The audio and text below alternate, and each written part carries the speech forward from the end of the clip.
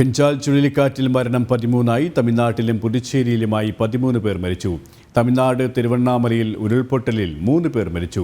നിരവധി പേർ പ്രദേശത്ത് കുടുങ്ങിക്കിടക്കുകയാണ്. മിന്നൽ പ്രളയത്തിൽ മുങ്ങി പുതുച്ചേരി നഗരം. വീടുകളിലും അപ്പാർട്ട്മെന്റുകളിലും കുടുങ്ങിയവരെ സുരക്ഷിത സ്ഥാനങ്ങളിലേക്ക് മാറ്റുകയാണ്. ചുഴലിക്കാറ്റ് വൈകാതെ ന്യൂനമർദ്ദമാകും. കൂടുതൽ വിവരങ്ങളുമായി ഐസൻ ജോസ് ചേരുകയാണ്. ഐസൻ, തമിഴ്നാട്ടിലും പുതുച്ചേരിയിലും വലിയ നാശനഷ്ടം തന്നെയാണ് ഫിഞ്ചാൽ ചുഴലിക്കാറ്റ് വരുത്തിവെച്ചിരിക്കുന്നത്. ഇപ്പോഴും ശക്തമായ മഴയും പ്രളയവും തന്നെയാണോ? ഒപ്പം രക്ഷാപ്രവർത്തനവും ഈ തരത്തിലാണ്? സുരേഷ്, മഴ ഇപ്പോൾ ശമിച്ചിട്ടുണ്ട് എന്ന് തന്നെയാണ് നമുക്ക് വിവരങ്ങളിൽ നിന്നെല്ലാം തന്നെ മനസ്സിലാക്കാൻ സാധിക്കുന്നത്. ശക്തമായൊരു മഴ, അതായത് ന്യൂനമർദ്ദവും അനുബന്ധിച്ചുണ്ടാകുന്ന അതിശക്തമായ മഴ ഇപ്പോൾ ഇല്ല എന്ന് തന്നെയാണ് അറിയാൻ സാധിക്കുന്നത്. അതുകൊണ്ട് തന്നെ രക്ഷാപ്രവർത്തനം ത്വരിതഗതിയിലാക്കുന്നതിന് രക്ഷാപ്രവർത്തകർക്കെല്ലാം തന്നെ സാധിച്ചിട്ടുണ്ട്.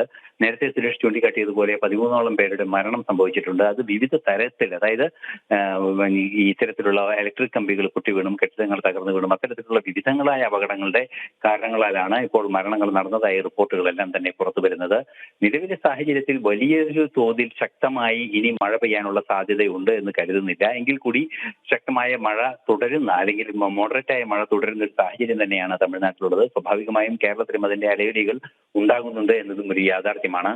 ഏതാനും മണിക്കൂറുകൾക്കകം തീവ്ര ന്യൂനമർദ്ദമായി പരിണമിക്കാനും സ്വാഭാവികമായും ന്യൂനമർദ്ദത്തിന്റെ ആ ഒരു സാധ്യത, ന്യൂനമർദ്ദത്തിന്റെ ഒരു സ്വാധീനം കുറയാനുള്ള സാധ്യതയുണ്ട്. ആ സാധ്യതയോടുകൂടി ന്യൂനമർദ്ദം ഈ ഫിഞ്ചാൽ ചുഴലിക്കാറ്റുമായി ബന്ധപ്പെട്ട ഫിഞ്ചാൽ ചുഴലിക്കാറ്റ് അത് തീവ്ര ന്യൂനമർദ്ദമായും അതുപോലെ തന്നെ ന്യൂനമർദ്ദമായും പരിണമിച്ചു കഴിഞ്ഞ് വീണ്ടും ഇല്ലാതാകുന്ന ആ ഒരു സാഹചര്യത്തിലേക്ക് കാര്യങ്ങൾ പോകുന്നു. അത് പ്രതീക്ഷയുടെ ഒരു ഭാഗത്തേക്ക് നീങ്ങുന്നു, അല്ലെങ്കിൽ കലാമിറ്റീസ് എല്ലാം തന്നെ ഒഴിവാകുന്നു എന്ന വിവരങ്ങളാണ് ഇപ്പോൾ കാലാവസ്ഥ നിരീക്ഷണ കേന്ദ്രം എല്ലാം തന്നെ നൽകുന്നത്. നിലവിലെ സാഹചര്യത്തിൽ റെസ്ക്യൂ ഓപ്പറേഷൻസ് ആണ് കാര്യക്ഷമമായി നടക്കുന്നത്. പലയിടങ്ങളിലേക്കും റോഡുകൾ എത്തിപ്പെടാനാകാത്ത സാഹചര്യം, കാനകളെല്ലാം തകർന്നതുകൊണ്ട് വെള്ളം പുറത്തേക്ക് പോകാത്ത പ്രശ്നം, അത്തരത്തിലുള്ള വിഷയങ്ങളെല്ലാം പരിഹരിച്ചുകൊണ്ട് സുരക്ഷിതമായ ജീവിതം ഉറപ്പാക്കുന്നതിനുള്ള നീക്കങ്ങളാണ് രക്ഷാപ്രവർത്തകരുടെ ഭാഗത്തു നിന്നും ഉണ്ടായിക്കൊണ്ടിരിക്കുന്നത്.